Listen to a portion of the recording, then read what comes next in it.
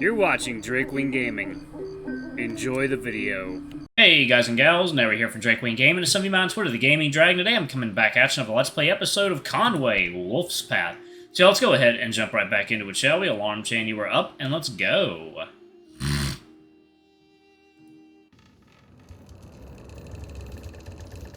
What's your plan? I already do this part? Let me see. Let me load this part up, y'all. 1 second. Okay, yeah, there we go. The question now is, that was really a good idea. Now you're left here with nothing but empty paws, yet your problem still remains looming on the horizon.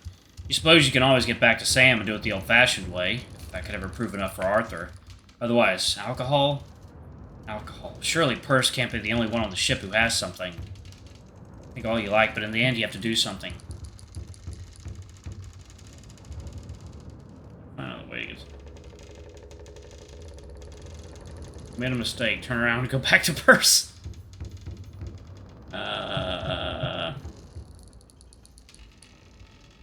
Go to Arthur without a bribe. Yeah. Maybe Wolf. Okay.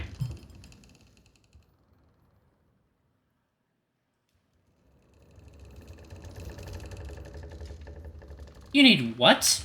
She looks ready to shut the door in your face again. The candle burning on her table casts her in a soft orange glow, making her expression all the more unyielding. Just 1 bottle. Please, Regia, it's just a small favor. She steadies herself against the frame of the door. It's not as small of a favor as you seem to think. Do you even realize the trouble I could be in if anyone found out? I swear, I won't tell a soul. Place a hand over your heart, raising others of swearing a sacred oath. She frowns, holding your gaze for several long seconds before letting out a weary sigh. The problem isn't you blabbing. Actually, on second thought, it is one too, but the far bigger one is someone finding out on their own. Please, Regia, I'm begging you, just this once. I don't want to put her in that kind of position. That's not good. Let's see, give up and try and talk to Arthur and see if Samuel has any work for you. That might be better. Might be an easier way, because Wolf might be hanging around. Starting your efforts small, you follow Samuel at the end of the forenoon watch to inspect the deck for any damage or repairs that might need attention. The deck appears deserted, with only those who need to be outside for work braving the rain, along with a few people taking the opportunity to wash their clothes, while others seek refuge in the relative dryness below deck.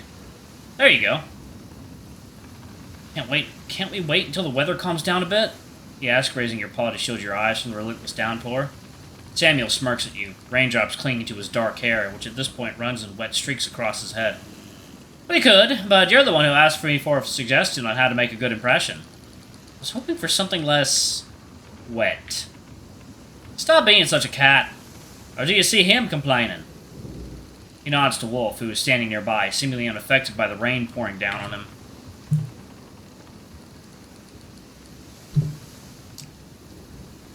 Besides, the storm is already getting weaker. You look up into the clouds, but it appears the same to you. There's still a downpour with a distant rumble of thunder somewhere up there in the thick of it. That doesn't count. He just never talks. I've been through worse. That doesn't count either. We simply just witnessed a miracle. Wolf just rolls his eyes at you and brushes a wet strand of fur from his eyes. It's just water. Are you afraid of dissolving? No, only of being thrown overboard. You run your paw down the length of the line, looking and feeling for any wear it might have sustained. This line seems tight. Can't see any fraying. Being thrown overboard by the ship or by him? Both? This one looks good, too.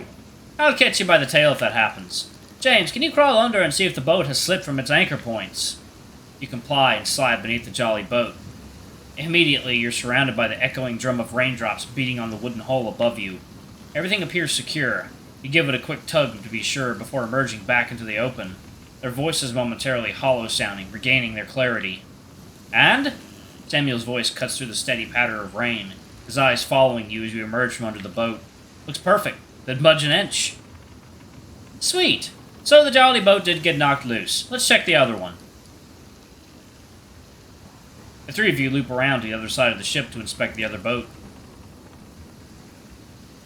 The lines are all in place. No signs of wear visible to you as you run your paw along them. Just as on the other side, you slip underneath the boat to see if it is firmly sitting in its anchor points. But before you can inspect it further, Samuel's hand lands on your shoulder to interrupt you. He has joined you underneath the boat and gently pushes you aside. Actually, let me check. This one broke a while ago, so we tied it to this pin back here. Wolf, can you come down here? Then I won't have to explain it twice. Wolf readily ducks under the boat to be able to watch Samuel's instructions. Samuel reaches to the back of the boat, his fingers probing blindly. He guides your hand there when he's found it, a thick bundle of rope securing the boat to one of the pins. What's broken about it? The pin here that they're tied to is broken. It snapped a few months ago. A priority, I suppose. Conrad hasn't gotten to it yet. Mentioned he'd have to replace the whole thing. Anyway, you always want to check the ropes back here and feel if they're still there. After he shows you, he also guides Wolf's paw to the back of the boat to ensure you both are aware of it for future inspections. Looks like it's all in order, though. Nothing wrong with the lines you checked either. Everything looks fine. This one looks like it's starting to fray a little, but I assume it's not a problem yet.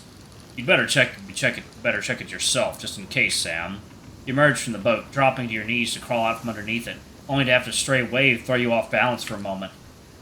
Second, water time. Alright, guys and gals, and we are back. Let's go ahead and jump back into it, shall we? Slowly rising back to your paws, you find Samuel and Wolf busy checking the other line.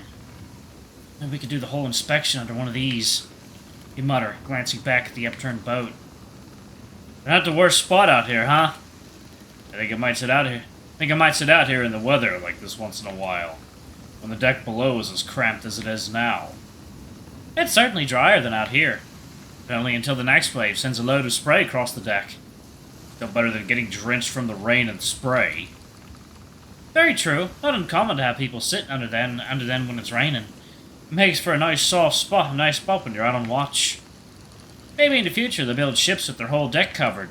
Wouldn't that be a luxury? Never again the smell of wet fur. Ugh. Crossing his arms on the jolly boat, Samuel grimaces at the countless memories that come flooding back to the lower deck crammed with soggy crew members. I've had worse. What? Oh, you haven't. Not worse than what this place is going to smell like in about an hour or two, once it permeates everything. I stand by what I said. And you'll tell us about it? Absolutely not. You can't just bring it up and not expect us to be curious. You can be curious all you want, but these lips will remain sealed. Samuel lets his arms slide off the boat, fingers deftly untying and retying a knot around a belaying pin that must have looked too hastily made. You do know we'll just make up our own story if you don't tell yours. The maned wolf earns a long exhale in response.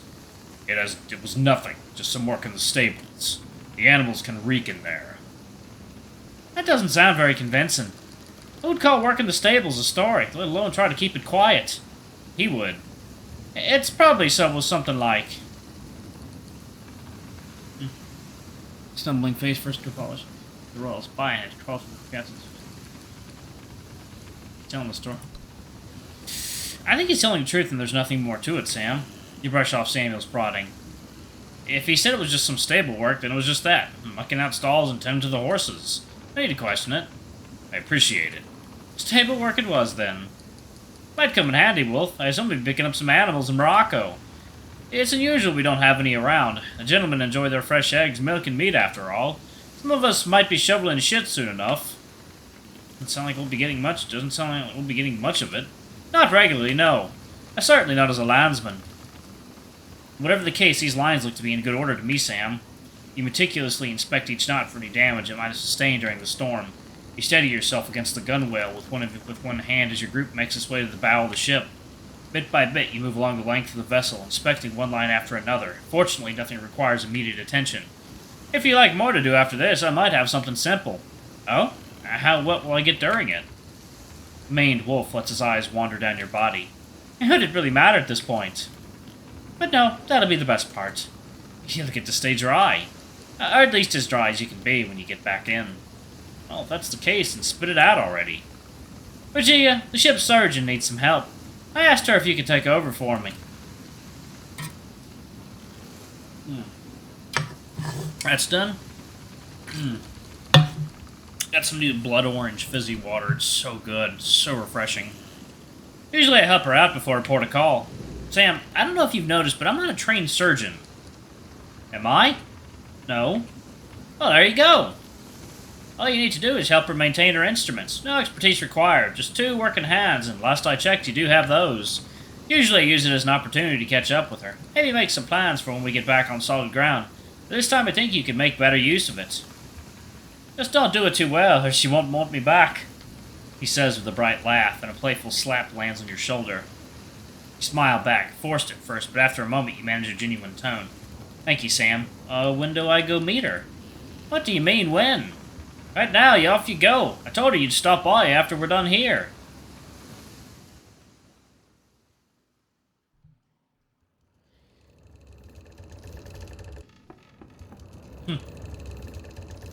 A few knocks on her door and it swings open. The cheetah greets you with a hint of surprise across her features before her memory of the previous arrangement must have returned. Samuel sent me, Doctor. I was asked to help? Oh, right. Please come in. As you step into the doctor's cabin, she moves back to make room for you. The door closes behind you, muffling the sounds of the ship's deck. Brushing past you and kneeling down, Regia opens the lock on one of the cabinets. An array of vials, pouches, boxes, and medical supplies greets your eyes, and among them a few items that would look more at home in a carpenter's toolbox. I assume Samuel's told you what we'll be doing. Whenever we're approaching a port of call, I usually take an inventory of what might need to be restocked, along with the general maintenance and cleaning of everything. Sure you don't need someone who knows what they're doing? Oh, don't worry. All I need you to do is clean some equipment. As long as you can follow instructions, you'll be just fine. Besides, it's a ship. Outside of my maid, I don't exactly have a swath of people with medical knowledge around me. Even less people of low enough rank who could be persuaded to do something like cleaning my tools. You learn to make do with what's available. And in this case, that's you. And the maid isn't around? Why all the questions? It sounds almost like you don't even want to be here. Oh, it's not that. I'm just curious why it's usually Samuel who helps you. Is it not the reason enough for us to spend time together? It has become a bit of a ritual over time. As she speaks, Regia prepares a bowl on the table. She opens a bottle and empties the contents into it, and with it, you pick up the scent of vinegar filling the air. But no, the maid is busy reporting to the captain and making the rounds to address any sanitary concerns anywhere on the ship. Alright, y'all, I'm going to go ahead and pause it right there. Thank y'all so much for watching. Don't forget to like, comment, subscribe, ring that notification bell, and check out our Patreon if you can. It always helps. Anyway, I love you all, and I'll see y'all in the next video. Bye-bye!